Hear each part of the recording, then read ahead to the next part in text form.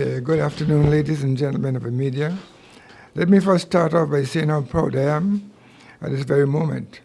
Our Kieran McMaster has made history for himself and for the BVI, as he's the winner of the gold medal in the 400-meter hurdles at the 2018 Commonwealth Games in Australia. I know that I can say this for the entire BVI. We're all filled with excitement and pride as the conversations on the street, in the workplaces, on social media are evident of our joy. Mr. McMaster, a focused young man of exceptional athletic prowess, continued to do us proud and inspires in us a spirit of triumph and possibilities. In fact, his unprecedented victory inspires me even more to get on with building a BVI stronger, smarter, greener, better for people now and for future generations.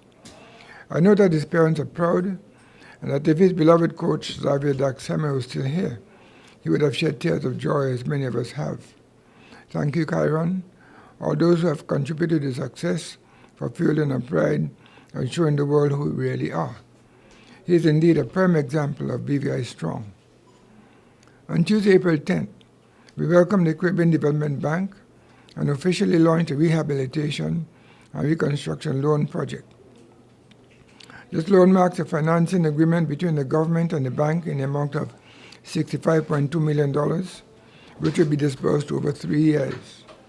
There's also a grant portion which does not have to be paid back, and I've thanked CBD for their contribution. CBD is no stranger to the BVI. In fact, it has been a committed partner over the similar recovery, rehabilitation, and reconstruction projects. This loan fund is timely. It is time for us to start injecting money into the economy and into the hands of our people. To help facilitate and expedite this process, this morning we signed an agreement with the United Nations Development Programme for the provision of technical assistance by UN agencies as we move forward with the implementation phase of this loan. We welcome their support as they provide us with support in areas of project management, procurement, fiduciary, and other technical expertise to facilitate the efficient implementation of this CDB-funded rehabilitation and reconstruction loan.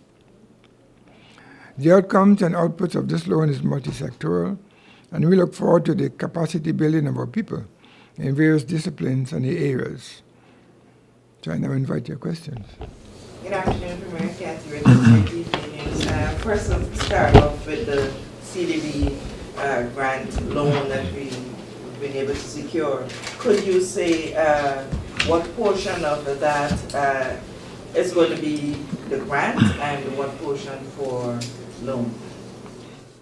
The portion for grants is $300,000, and it's specified for climate risk, vulnerability assessment for roads, buildings, water systems, and ports.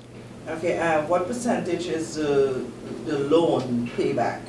The payback is, I can't give you a proper figure at the moment, but in the region of, there are two parts to it. There's one part at 1% and there's another part at 3.5%. I'll have to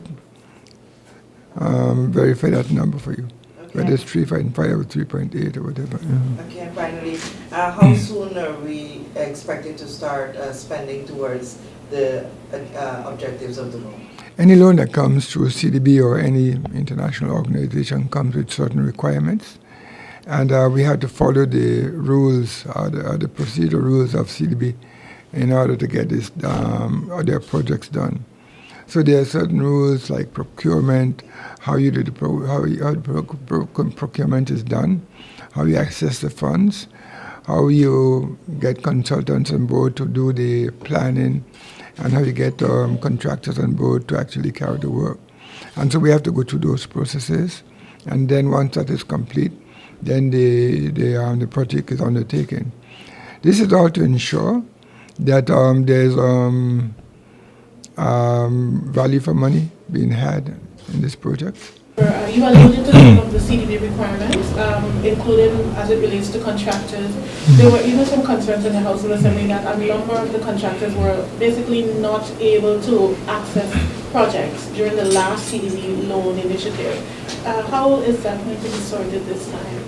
Well, one of the things that we have to do, and we've had discussions with CBD on this and the UN agency, is see how we can bring up to speed local contractors, and also how we can work with them to combine the efforts with one another, combine the efforts with larger contractors. And there's many things we can do to make sure that they're all involved in the process. And this is something that we'll be looking at together with CBD and together with the UNDP, who's here to work with us. Premier Connor Devitt, BVI Beacon, thank you for having us this afternoon. I just read minutes before I came into this press conference about the governor released a statement saying that he had signed the Recovery and Development Agency Act. It's been 2 weeks since the House of Assembly passed that act. I'm curious what the reason for the delay was. There's always a process that any bill that goes through the House has to go through before it is finally consented to. When the bill is being debated, and especially during the committee stage, there are often quite a lot of amendments that are made to the bill, to the original bill, because that's when the bill is really fine-tuned and all the amendments are made. Once that is done, it then has to go to the clerk of the House to get those amendments written in properly. Then it has to go to the Attorney General's office to make sure that everything is correct.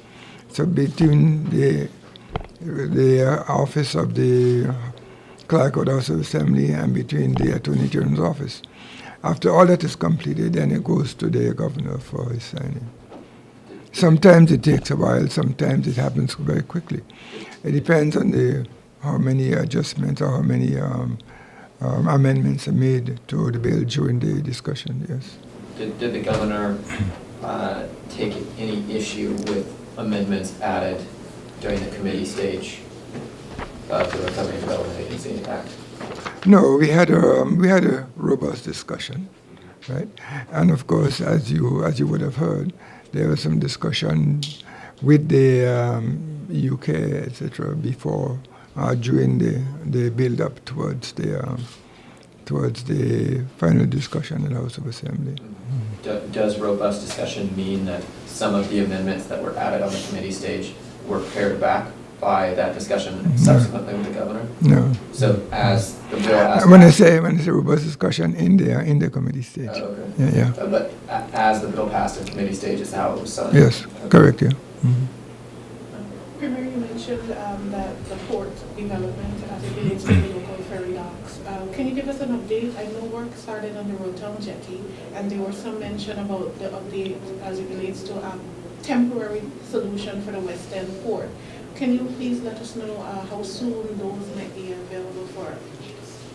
I'm expecting to hear some more confirmation on the solution for the Western Port before the end of this month. We have several persons and investors involved in it, and we expect by the month end I'm expecting to have be able to give you a better report on that.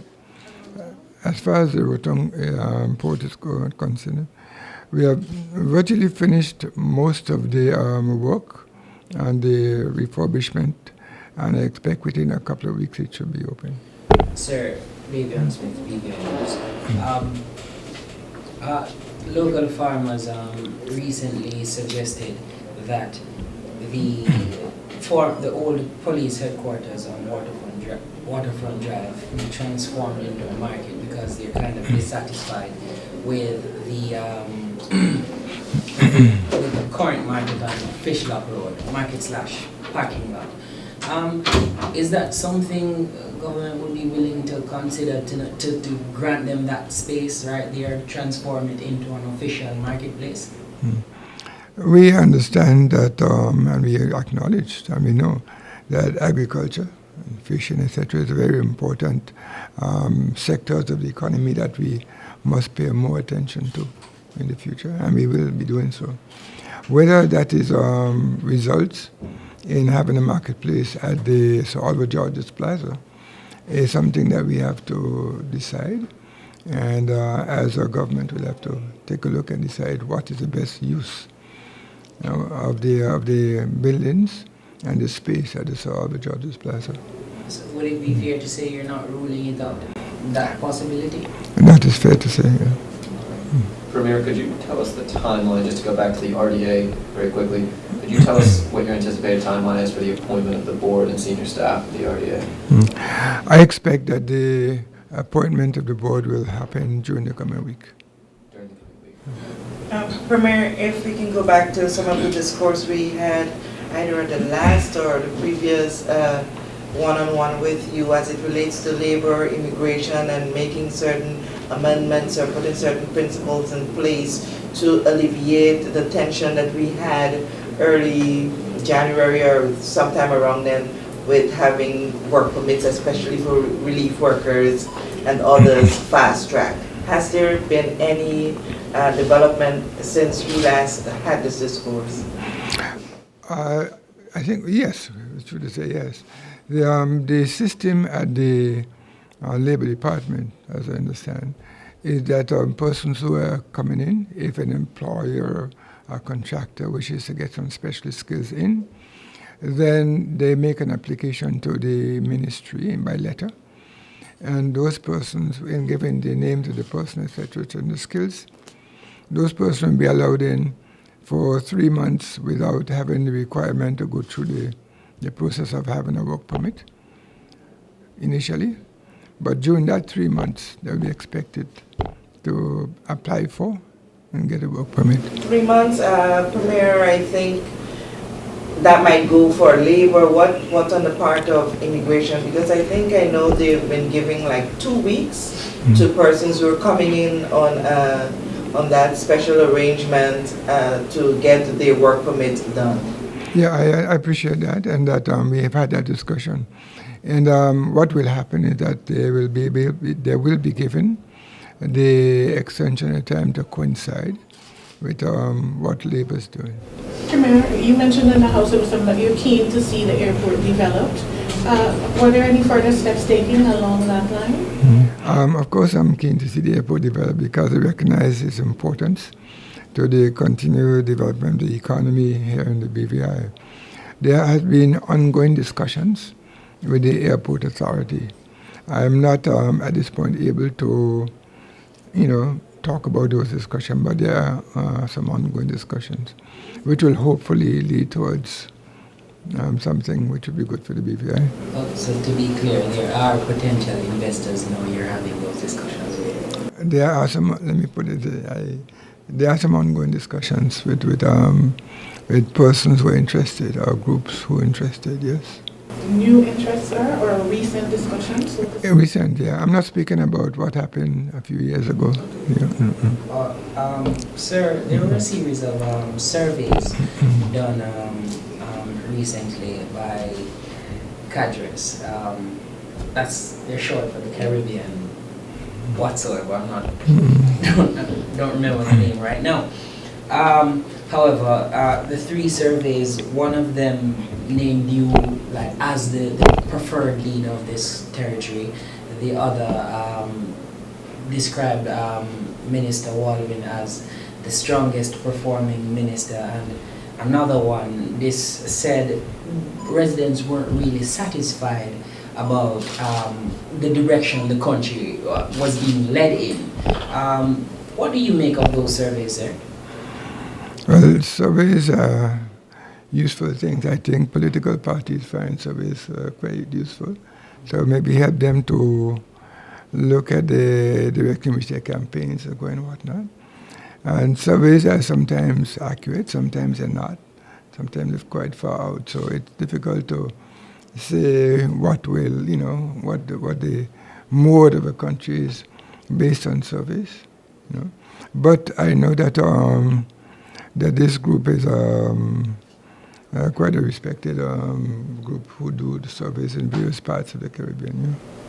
If I could zero in on that question, on the particular survey saying residents weren't necessarily satisfied with the direction the country was being moved, is heading post hurricane, how would you respond to those sentiments? What I would say is that myself, would have hoped that we'd have been further along the process. But I do understand that we suffered quite a severe devastation here in the BVI, and it takes some time. Take some time because you appreciate that, as we mentioned before, a significant part of the economy has been affected, and therefore it takes time to negotiate, have discussions with institutions like the Caribbean Development Bank, discussions with the UK in terms of guarantee. All these things take time before we can get the funds necessary to continue to rebuild the BVI. We were fortunate that we had a reserve in place that helped us initially with the cleanup and restoration of the electricity grid and whatnot, right? But that reserve can't last forever. And we have other things that we must do as well. And so it does take some time to get everything in place. But we're getting there. And finally, for me, if I may, back to the victory from Karen McMaster this morning. Everybody was so proud, and based on the commentary internationally and otherwise, the spotlight has been on BVI, or has been shifted back to the BVI. Seeing the potential of what sports can do for the territory, and especially in this period, what is your government prepared to do to bolster the sporting industry, the local sporting industry, to get it up to, get more athletes to Kyron's level? I must tell you that the government and the ministry responsible for sports has been very active in promoting the sports here in the British Virgin Islands and doing what it could to help with the training and so of the athletes.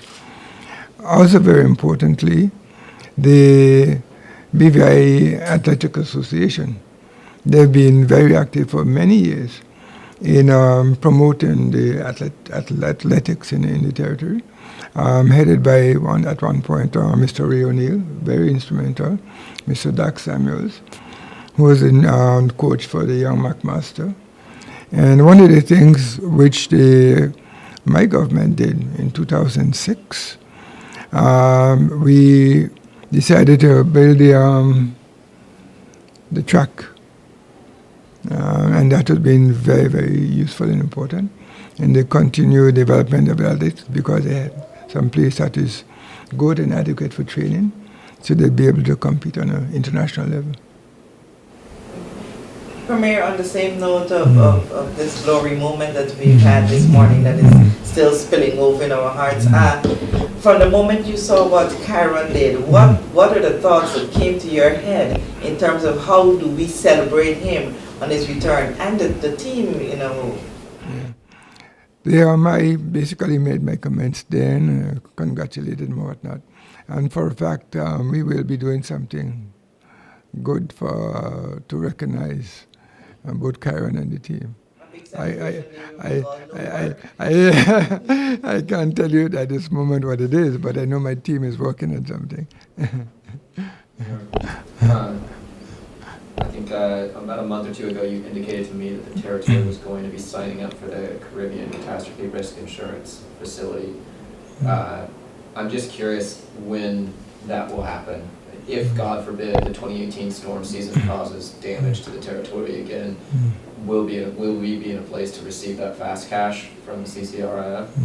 We are at the moment having that discussion with the organization, and I'm sure it will soon be accomplished. Yeah. So you think if anything were to happen in 2018, we will be in a place to have cash payments? We have that in place. Premier, you talk about the need for more public-private partnerships, and I remember a few months before ORMA, we did talk about Prospect Reef. Would you be able to give us an update on if that is something that's still being considered? There were some others as well. It is still being under consideration. When I say under consideration, we have had discussions, and we had presentation by several groups. We selected one. We agreed on terms of engagement. And essentially they are pursuing their end. As soon as they're ready, we'll be able to move on. Just Just to clarify real quick, Premier, you mean the ICA Yeah. is still pursuing this Yeah. prospect? So does that mean that government is not going to do anything with the property until that has been decided on? Well, we have an agreement with that group to do the development. So they have certain prerequisites to fulfill to move on. And so they're working on those. Yeah. As soon as they're ready, then we'll be able to move into the reconstruction and rehabilitation of the resort. Yeah. Still on the subject of development, Premier, over a previous administration ago, and even in this administration, you did speak about the need for the golf course, that other project. Now, as development is on the table in terms of the discussion, if a proposal of that nature comes to you, are you going to be considering it, or you will let that lay low for now? No, of course we'll consider it, yes. I think it's maybe not on the top priority thing, like the airport itself, which is the number one priority in that area. But it's something that is useful. We have to bring a certain type of visitor to the territory. And anything that improves the number of visitors coming to enjoy what we do have here at BVI will be useful for us, yes. Just for your information, Premier, BVI Financial Services was in the news all week, not in a negative way, but it was very interesting. I'm not sure if you're familiar, a sports team in the US, in Florida in particular, they're claiming BVI as their corporate, I don't want to say that, they have BVI corporate citizenship. I'm not sure, are you aware of this? One of the Miami team? No, I'm not sure clear what you're speaking. I'll have to look it up. They have corporate citizenship? Yes, they're claiming, they're in court and they're claiming to be affiliated with the territory. Okay. Well, I don't have the case, so I'll have to look it up, yeah. Premier, if I was reading the governor's statement from earlier today correctly, it seems like Cabinet will be agreeing on the procurement standards for the Recovery and Development Agency. I'm just curious, are you guys going to be basing that agreement on those standards off of a certain existing template, like the CDB's procurement standards? You mean regulation? Yeah, we will be working, CDB will be working with us in helping to develop those standards. In fact, CDB will be a member on the board as well. CDB will be a member. Well, let me put it this way. We expect that CDB will be a member of the board, since we have not passed that act this year. Yeah. Sir, since during the entire debate of the Recovery and Development Agency, tempers flew, there was a lot of emotion and that sort of thing. And, how is the relationship within government now, your government and your ministers? How's the dynamic at this point? What is it, 2 weeks now since, or 3? How's the relationship? I think we are all committed towards the rebuild and rehabilitation of the British Virgin Islands. I think that should say it for you, right? I think it's important that debate is allowed. That's what the House is for. And sometimes debate is robust. But in the end, what we do for the country is which is important, and that is to get on and do what the country needs, that is rebuild and rehabilitate the country. So the dynamic is good between ministers, right? And that is all that we all want. Okay. Thank you. Well, thank you very much.